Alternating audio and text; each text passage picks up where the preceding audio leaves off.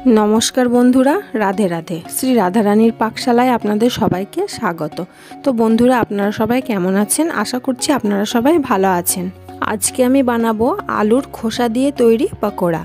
आलुर खोसा आमरा साधारणत फेले दिए थाकी, किन्तु आलुर खोसा दिए जे एत सुंदर पकोड़ा तैरी हय ता जानार जोन्नो भिडियोटा प्रथम थेके शेष पर्यन्त देखते हबे। आमार चैनेले नतुन हये थाकले चैनेलटा सबस्क्राइब करते भुलबेन ना जेन एई रकम नतुन नतुन रेसिपि जानार जोन्नो, आर पाशे थाका बेल आइकने क्लिक करे देबेन जाते एई चैनेलेर समस्त नोटिफिकेशन सबार प्रथम आपनादेर काछे पौंछे जाय।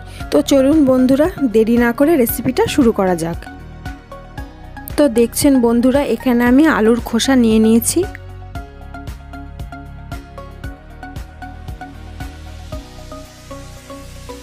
এবার এই আলুর খোসাগুলো আমি ভালো করে জল দিয়ে ধুয়ে নেব। সাধারণত বাজার থেকে আলু কেনার সময় আমরা দেখি আলুর মধ্যে অনেক ধুলো থাকে। আমি ভালো করে আলুর খোসাগুলো 4 থেকে 5 বার জল পাল্টে ধুয়ে নেব।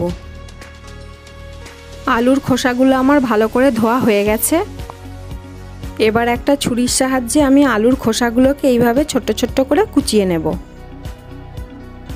তো দেখছেন বন্ধুরা আলুর খোসাগুলো আমি সব কুচিয়ে নিয়েছি।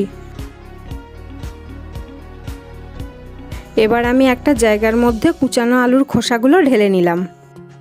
এবার দিয়ে দিলাম পরিমাণ মতো নুন, 3-4টে কাঁচা লঙ্কা কুচি, হাফ কাপের একটু কম বেসন, হাফ কাপ চালের গুঁড়ি, 1 টেবিল চামচ আদা বাটা, 1 চা চামচ চাট মশলা, 1 চা চামচ হলুদ গুঁড়ো আর 1 চা চামচ লাল লঙ্কার গুঁড়ো, অল্প কুচানো ধনে পাতা, স্বাদ মতো চিনি, 1 টেবিল চামচ মেথি পাতা। মেথি পাতা দিলাম সুন্দর একটা ফ্লেভারের জন্য। এবার এইগুলোকে ভালো করে একসাথে মিশিয়ে নেব। এবার আমি অল্প অল্প জল দিয়ে মেখে নেব।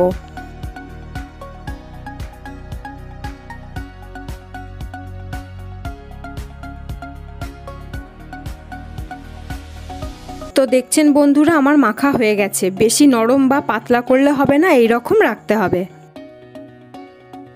এদিকে আমি ওভেনে তেল বসিয়ে দিয়েছিলাম, তেল গরম হয়ে গেছে। এবার আমি একটা একটা করে পকোড়া তেলের মধ্যে দিয়ে দেব।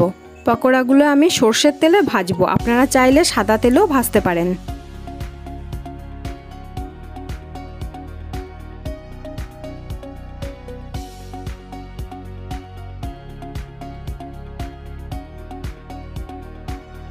তো দেখছেন বন্ধুরা পকোড়াগুলো ভাজা হয়ে গেছে। এবার আমি একটা জায়গায় তুলে নেব।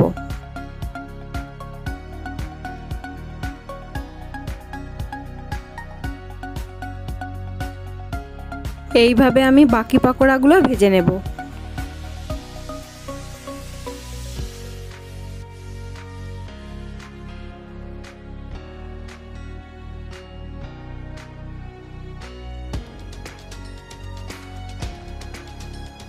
পকোড়াগুলো সব ভাজা হয়ে গেছে।